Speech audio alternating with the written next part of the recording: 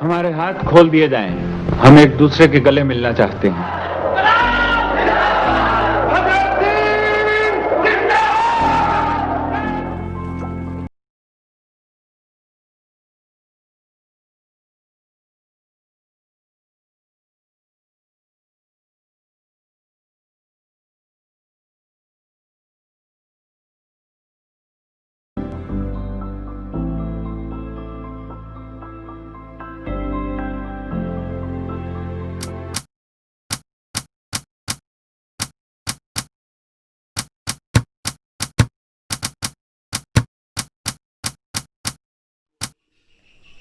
इस समय हम नौजवानों से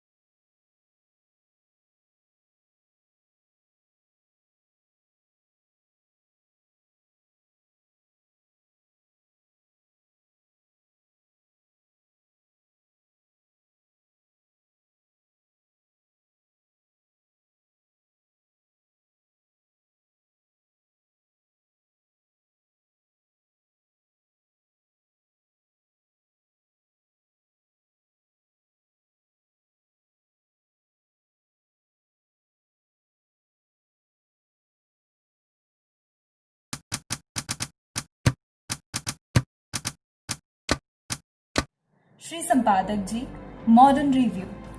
आपने अपने सम्मानित पत्र के दिसंबर 1929 के अंक में एक टिप्पणी इनकलाब जिंदाबाद शीर्षक से लिखी है और इस नारे को निरर्थक ठहराने की चेष्टा की है।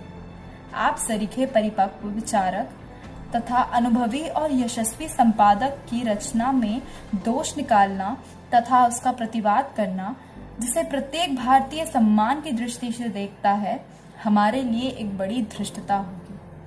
तो भी इस प्रश्न का उत्तर देना हम अपना कर्तव्य समझते हैं कि इस नारे से हमारा क्या अभिप्राय है।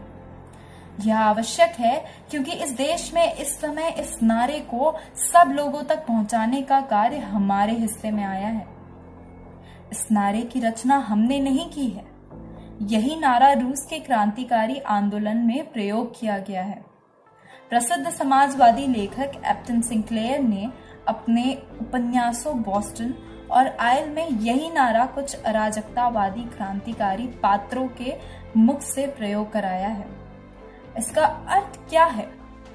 इसका यह अर्थ कदापि नहीं है कि सशस्त्र संघर्ष सदैव जारी रहे और कोई भी व्यवस्था अल्प समय के लिए भी स्थायी ना रह सके। दूसरे शब्दों में, देश और समाज में अराजकता फैली रहे। दीर्घकाल से प्रयोग में आने के कारण इस नारे को एक ऐसी विशेष भावना प्राप्त हो चुकी है जो संभव है भाषा के नियमों एवं कोश के आधार पर इसके शब्द से उचित तर्क सम्मत रूप में सिद्ध ना हो पाए, परंतु इसके साथ ही इस नारे से उन विचारों को पृथक नहीं किया जा सकता जो इसके साथ जुड़ गए हैं। ऐसे समस्त नारे एक ऐसे स्वीकृत अर्थ के योथक है जो एक सीमा तक उनमें उत्पन्न हो गए हैं तथा एक सीमा तक उनमें निहित हैं। उदाहरण के लिए हम यतीन्द्रनाथ जिंदाबाद का नारा लगाते हैं। इससे हमारा तात्पर्य यह होता है कि उनके जीवन के महान आदर्शों तथा उस अथक उत्साह को सदा सदा के लिए बनाए रखें जिसने इस महानतम बलिदान को उस आदर्श के लिए अकथनीय कष्ट झेलने एवं असीम बलिदान करने की प्रेरणा दी है।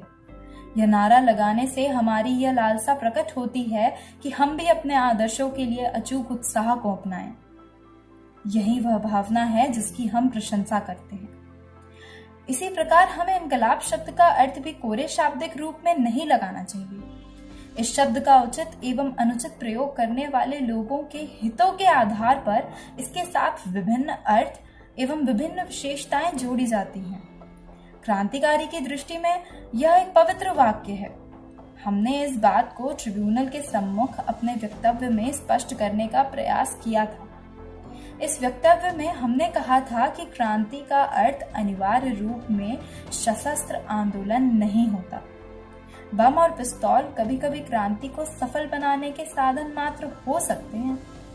इसमें भी संदेह नहीं है कि कुछ आंदोलनों में बम एवं पिस्तौल एक महत्वपूर्ण साधन सिद्ध होते हैं, परंतु केवल इसी कारण से बम और पिस्तौल क्रांति के पर्यायवाची नहीं हो जाते।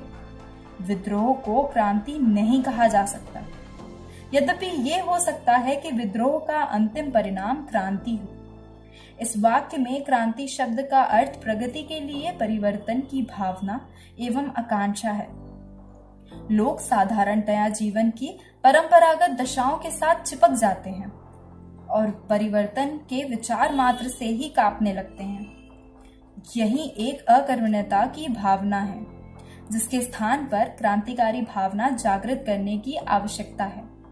दूसरे शब्दों में कहा जा सकता है कि अकर्मण्यता का वातावरण निर्मित हो जाता है और रूढ़िवादी शक्तियां मानव समाज को कुमार पर ले जाती हैं।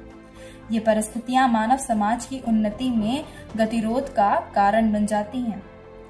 क्रांति की इस भावना से मनुष्य जाति की आत्मा स्थायी तौर पर ओतप्रोत रहनी चाहिए, जिससे कि रूढ़िवादी शक्तियां मानव समाज की प्रगति की दौड़ में बाधा डालने के लिए संगठित ना हो सके।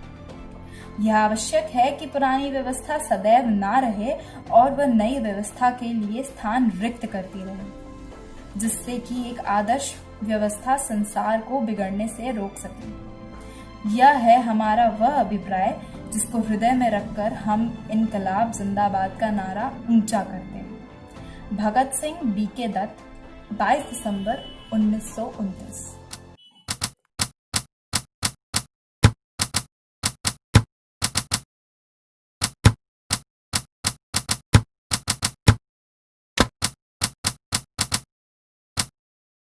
हिंदुस्तान समाजवादी प्रजातांत्रिक सेना। बहरों को सुनाने के लिए बहुत ऊंची आवाज़ की आवश्यकता होती है। प्रसिद्ध फ्रांसीसी अराजकतावादी शहीद वैलिया के ये अमर शब्द हमारे काम के औचित्य के साक्षी हैं। पिछले 10 वर्षों में ब्रिटिश सरकार ने शासन सुधार के नाम पर सिर्फ इस देश को जो अपमान किया है, इसकी कहानी दोहराने की आवश्यकता नहीं, और ना ही हिंदुस्तानी पार्लियामेंट पुकारी जाने वाली इस सभा ने भारतीय राष्ट्र के सर पर पत्थर फेंक कर जो उसका अपमान किया है, उसके उदाहरणों को याद दिलाने की आवश्यकता है। यह सब सर्वविदित और स्पष्ट है। आज फिर जब लोग साइमन कमीशन के सुधार के टुकड़ों की आशा में आंखें फैलाए हैं और इन टुकड़ों के लोभ में आपस में झगड़ रहे हैं, विदेशी सरकार सार्वजनिक सुरक्षा विधेयक, पब्लिक सेफ्टी बिल और औद्योगिक विभाग विधेयक, ट्रेड डिस्प्यूट बिल के रूप में अपने दमन को और कड़ा कर लेने का यत्न कर रही है। इसके साथ ही आने वाले अधिवेशन में अखबारों द्वारा राजद्रोह रोकने का कानून, प्रेस सेडिशन एक्ट, जनता पर कसने की भी धमकी दी जा रही है। सार्वजनिक काम करने वाले मजदूर नेताओं की अंधाधुंध गिरफ्तारियों से ये स्पष्ट कर देती है कि सरकार किस रवैये पर चल रही है। राष्ट्रीय दमन और अपमान की इस उत्तेजनापूर्वक परिस्थिति में अपने उत्तरदायित्व की गंभीरता को महसूस कर हिंदुस्तान समाजवादी प्रजातंत्र संघ ने अपनी सेना को यह कदम उठाने की आज्ञा दी है। इस कार्य का प्रयोजन है कि कानून का यह अपमानजनक प्रहसन समाप्त कर दिया जाए। विदेशी शोषक नौकरशाही चाहे जो करे, परंतु उसकी वैधानिकता की नकाब फाड़ देना आवश्यक है। जनता के प्रतिनिधियों से हमारा आग्रह है कि वे इस पार्लियामेंट का पाखंड छोड़कर अपने अपने निर्वाचन क्षेत्रों को लौट जाएं। जनता को विदेशी दमन और शोषण के विरुद्ध क्रांति के लिए तैयार करें। हम विदेशी सरकार को ये बतला देना चाहते हैं कि हम सार्वजनिक सुरक्षा और औद्योगिक विभाग के दमनकारी कानूनों और लाला लाजपत राय की हत्या के विरोध में देश की जनता की ओर से ये कदम उठा रहे हैं। हम अपने इस विश्वास को पुनः दोहराना चाहते हैं कि संसार इतिहास अनेकों बार इस ज्वलंत सच्चाई की घोषणा की है। व्यक्तियों की हत्या करना तो सरल है, किंतु विचारों की हत्या नहीं की जा सकती। बड़े बड़े साम्राज्य नष्ट हो गए हैं, पर विचार आज भी जीवित है। फ्रांस के ब्रूवा और रूस के जार सब चले गए, जबकि क्रांतिकारियों विजय की सफलता के साथ आगे बढ़ गए। हम मनुष्य के जीवन को पवित्र समझते हैं। हम ऐसे उज्जवल भविष्य में विश्वास रखते हैं जिसमें प्रत्येक व्यक्ति को पूर्ण शांति, स्वतंत्रता का अवसर मिले।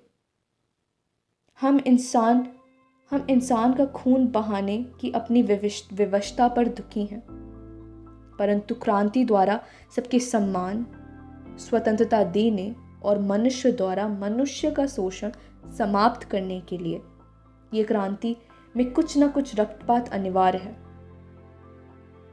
इनकलाब जिंदाबाद। Balraj, commander in chief, 1929।